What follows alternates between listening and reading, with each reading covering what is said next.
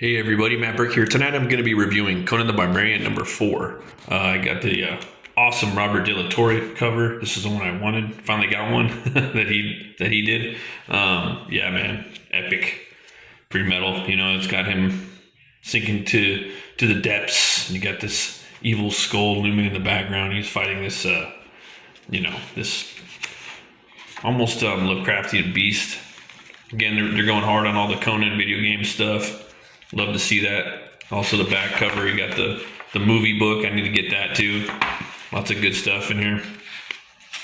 Right here, we're in this like black void because right now he's in this like zone where he's well, by now if you haven't seen the last video that we did or read the number 3, a little spoiler, he fell into this pit and this green goo. We're gonna do a little catch up right here. Conan and his companion, Brissa, have battled the tribe of the Lost from the Aquilonian wilderness into the borders of Samaria. There they encountered the ominous temple carved of black stone, dedicated to a shadowy force long presumed dead, and a dark power older than time itself. As the warriors combed through the structure, they discovered captive allies being offered to the depths. Swelling the ranks of the undead battalion, intent to usher in a new area of destruction. Now, while Brissa leads the prisoners to freedom, Conan has ventured forth to stop the wholesale human sacrifice, but amid his battle has thrown him into the black altar and into the abyss itself. So, yeah, man, he's there he goes. Cool splash page right there to open up with. You know. All entangled. Yeah, man. In dark depths of emerald-choked waters, where countless men have shred their final breath, the Cimmerian sinks toward a fate he cannot fathom, and he is not alone. This is the 4th one. I think this is going to be the 4th book that De La Torre, or Torre, pencils and inks. I hope not. Hope he comes back, or he's just doing, like I said in the last chapter, or the last video, a few. Maybe he's just going to be doing like a few books a year. That's what I would do. I'd probably pick my 3 favorite artists and maybe have them do 3 issues. I would actually even probably do like this 3 miniseries or something like that. I don't know. So he's falling, and you know he's actually going from this black void. Now he's going into this dream-like, almost like a purgatory type place, if you will. This right here reminded me of actually the video game. The video game's awesome. The one from PlayStation 3 where Ron Perlman does the voice. At the end of the game, you're fighting the main bad guy, and it takes hold of you, and everything turns black. And I don't know, it's pretty crazy. Totally reminded me of that. So he's falling. I like the way this book is colored too, and it does a nice little shift. Not too much of the digital coloring, but enough to let you know that you're in a dreamlike state right now. A man dressed much as their primal pics the Cimmerian has seen, but bolder in stance and statement. Fight as I once did, and once shall more, fate willing. I am Brule, chieftain of the Borny tribe. Brony. Conan senses he hails from grand eons past, and yet, in this moment, he is also here and forever. This is pretty awesome, man. I like seeing these old warriors from Hyperborea, like from the past, you know, like Cole and whatnot. This guy looks like a badass. Let's find out. At his waist, a familiar Pictish blade. Ancient, no longer. Where are we? A place that is now and yet never made, a flickering veil of substance and illusion. Pretty cool. You can just hear like the wind blowing in there. Are we dead? Not yet. Not at this. Not. But not time is short, and you must hear the tale I will tell. So he's starting to tell him about this blade that actually Conan's been, talking about through this whole story. Maybe that's why they've been making mention of it. it's a cool way that they brought it into the story, and him and Brissa were kind of talking about it, and yeah, just little foreshadowing, but also creating that tension with the blade of between Brissa and Conan, but then also making it a real talisman, a real totem for the story, you know. So now you get to see his tale, you know. Yeah. And this is not the first time it has tasted the blood of beasts who were once called men. In days of old, my warriors and I rode under ominous skies struck dark in daylight. At the heart of the darkness, we found the simple village of fellow Picts, and within villagers eerily calm despite the gloom.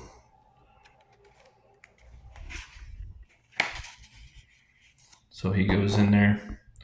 They're supposed to give him like something to eat, you know. They're all waiting to give him a feast. And he's like, "Where's my food at?" You know, and they're like, "Well, we'll show you where the food is. We're gonna feed right now." Black stone, dull on its surface, with strange gleam beneath. A carving unfinished yet fully formed. It's pretty creepy. I like that. This kind of gives me a nice, kind of like a Frazetta feel to it. In the air above, swirling threads of darkness, the source of this scourge. Seeing that the eye lights up. And there it is right there. Humanity shed their reptile skin. You know, and you, again, these reptile people, these snake men, you know, you're going to hear about them throughout all of the, you know, Howardian verse, if you will, in the first even like Shadow, the Shadow, I forgot the name of the first Cole story. That one, Shadow Kingdom. I believe they're one of the main bad guys in there. Here we go. Whoosh.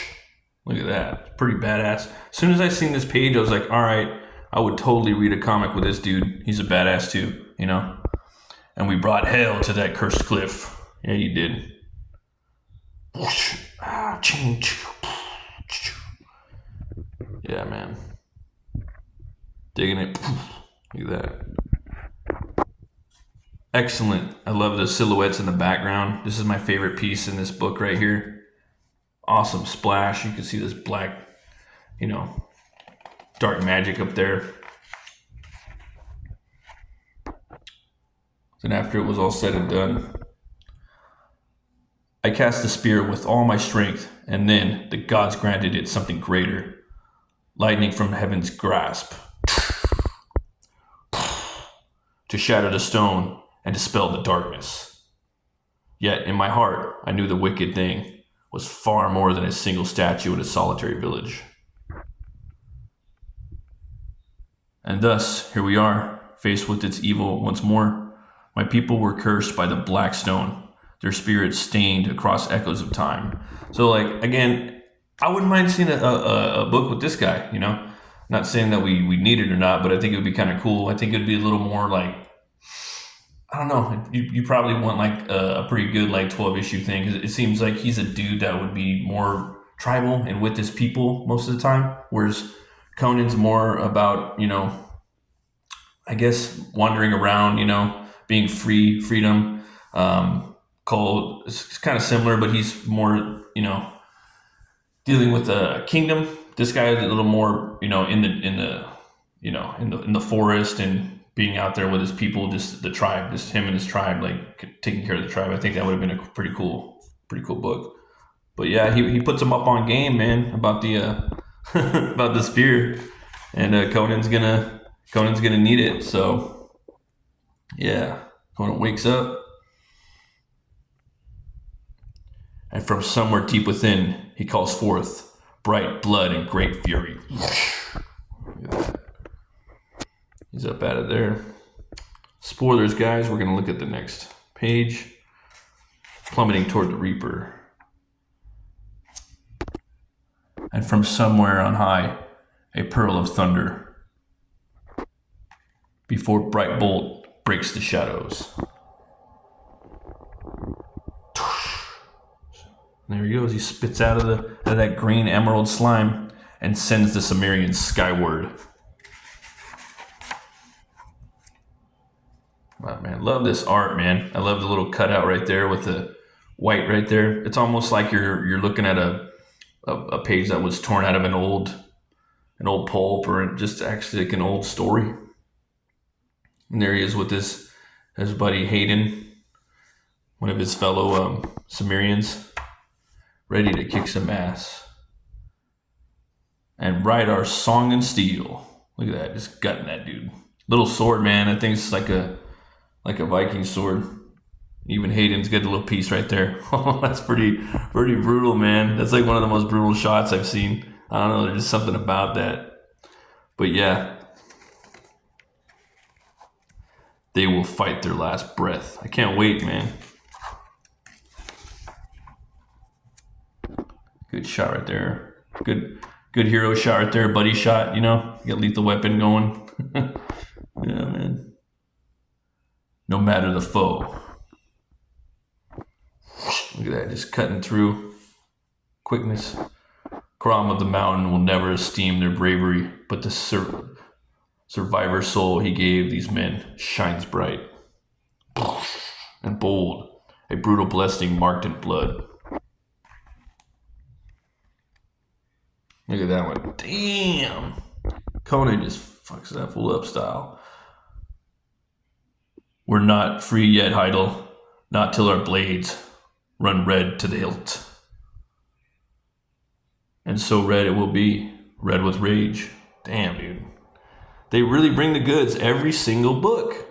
All 4 of these fucking books bring the savage, bro.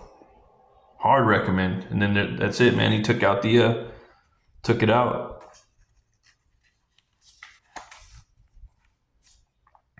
And so the story goes,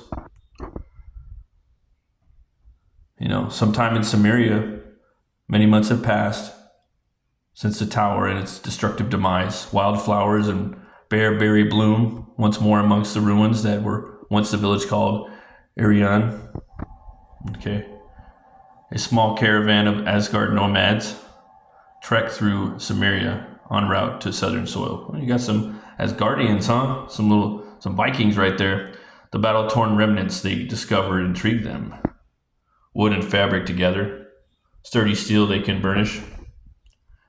And there, unassuming amongst the dirt.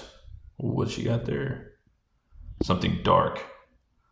Dull on the surface with a strange gleam beneath. Little obsidian right there. Fin. So that's it right there. Again, a little ad for these. Like that story. You can read up on this right here. This is really cool. Got a little preview of what's coming next. Fun little chain mail. And for the covers, man. It seems like there's less and less covers as we're reading more and more into this. Ooh, I like that Carrie Nord cover, man. Very Frazetta style. Very Frazetta. I like the angle too. Yeah, this one's cool too, man. Again, they got that Conan face, Frazetta style. But that's probably my favorite. Yeah. But yeah, man, this was the first Delatory issue right there. Fucking horns way up 4. We're gonna see what happens with issue number 5. It looks like it's kicking off a new storyline. So if you guys want, thanks for watching. Check out my books. If you want to support me and the channel, Butch Cleaver 1 and 2. It's a gothic horror western about a butcher who gets killed and he's brought back to life by a voodoo curse. And that curse gives him the power to weaponize bone on a molecular level. So if you like westerns, spaghetti westerns, hammer horror, yeah, you'll probably dig this. You know, check it out. Little barbarian action dude right there. That's Chieftain Wallace. You're gonna learn more about him in the years to follow. So thanks, guys, as always. Always remember to be bold, be brave, and roll the bones to know you roll. I'll see you guys next time. Have a great night. Bye-bye.